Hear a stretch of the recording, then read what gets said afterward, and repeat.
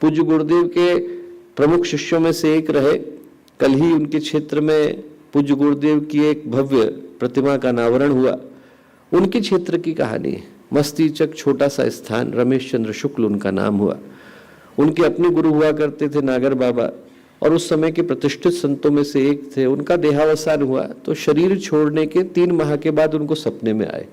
सपने में आकर के उनसे बोले कि मेरी मुक्ति नहीं हो पा रही, और बोले इस धरती पर संतों की मुक्ति का अधिकार सिर्फ अवतारी चेतना को होता है। धरती पर बोले एक ही अवतार है, उनका नाम है परम पूज्य गुरुदेव पंडित श्रीराम शर्मा आचार्य। बोले आप उनको बुलाओ। सपने में बातचीत चल रही। बोले आप उनको बुलाओ, इस जगह पर आएंगे, यहाँ आकर के मेरी मुक्ति के लिए प्रार्थना करेंगे, मेरे संस्कारों का धागा टूटेगा, मैं मुक्त हो पाऊंगा। कैसे बुलाऊं?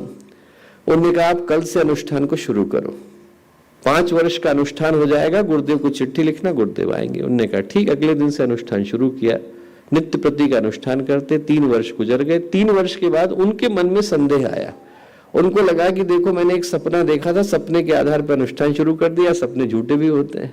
उनने गुरुदेव को चिट्ठी लिखी, और चिट्ठी में कुछ नहीं लिखा हमारे गुरु के आदेश पर मैं अनुष्ठान को कर रहा हूँ, कुछ नहीं लिखा। क्या लिखा? हमारा क्षेत्र पिछड़ों का है, यहाँ पर लोग गायत्री के विषय में जानते नहीं है, आपसे बढ़कर गायत्री के विषय में ज्ञानी कोई दूसरा नहीं है, आप आइए यहाँ आकर के लोगों को गायत्री के विषय में उद्बोधन दीजिए, लोग उपासना के लिए साधना के लिए प्रवृत्त होंगे। ऐसा करके इस आग्रह के साथ चिट्ठी को भेजा।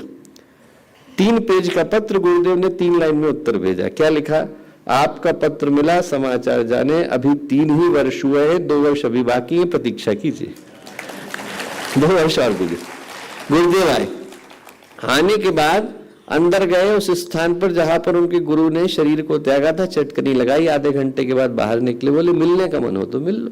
किससे मिल लो? नहीं पता। अंदर गए, देखा उनके गुरु जो 5 वर्ष पहले शरीर त्याग गए थे साक्षात खड़े थे, और उनके गुरु उनसे बोले, जो बोले वो हम में से प्रत्येक से बोले बेटा गुरु जीवन में आते हैं और जाते हैं। दीक्षा के गुरु अलग, शिक्षा के गुरु अलग, न जाने कितने गुरु मिलते हैं और छूट जाते हैं। तुझे भगवान मिल गए हैं, छोड़ना नहीं। भगवान हजारों जन्मों के पुण्य के बाद मिलते हैं।